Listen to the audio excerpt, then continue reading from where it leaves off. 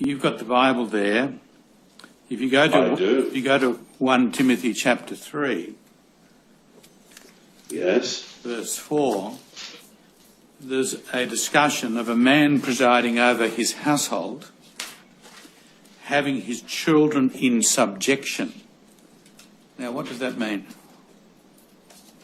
That's a very good question, Your Honour. Biblically speaking, the word subjection infers respect and a willingness to comply with direction. It does not... Your Bible then provides a reference back to Ephesians chapter 6, verse 4. That is correct. Which imposes the obligation on fathers to bring their children up in the discipline and admonition of Jehovah. What's the discipline of Jehovah? So, Your Honour, the original language word there, discipline, it indicates a process of teaching, educating, making a disciple. Well, from that reference in Ephesians, your Bible takes us back to Proverbs chapter 13, verse 24. Proverbs 13:24, yes. And the exact quote is, "Whoever holds back his rod hates his son." What does that mean?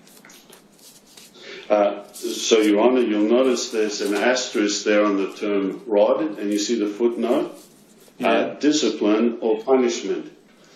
So, in the application of this, the term rod is used as a symbol or a metaphor to indicate the authority to give some punishment. For example, in a modern day setting, my father could say to me, I don't go to the movies because I had broken some of the rules of the home.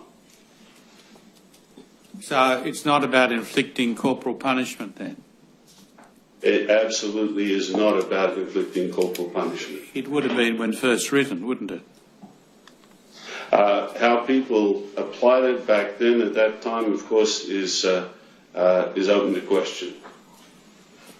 Well, what you're telling me, as I understand it, is that your religion, your church, is prepared to interpret the Bible having regard to contemporary social attitudes and standards. Is that right?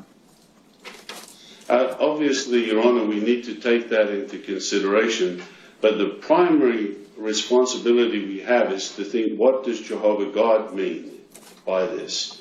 And we look at other scriptures. One of the problems that many folk have when they read the Bible is they take one verse and they assume it means something out of context or not in reference to other scriptures. So for our understanding, Jehovah has said that children should be raised in a loving environment. Jesus was raised in such an environment. Well, I've taken you to the way your own church constructs the biblical references, which, as we've noticed, takes us back to Proverbs. Correct? That is correct. But what you've given us is the understanding which your church now has about how that's to apply in contemporary society. Is that right? That's a good question. Obviously, I can only speak about what we understand this to mean now, but I would argue the case that even back in ancient times, God did not have in mind for children to be beaten up in a bad way. Does your church accept corporal punishment of children? Our church accepts the family arrangement and expects that parents have the responsibility to discipline and raise their children. That doesn't answer my question. Do you accept corporal punishment? In our literature, I think you'll see time and time again, we've endeavoured to explain that here, discipline is referring to more a mental point of view. I regret to tell you, you're still not answering my question. Sorry.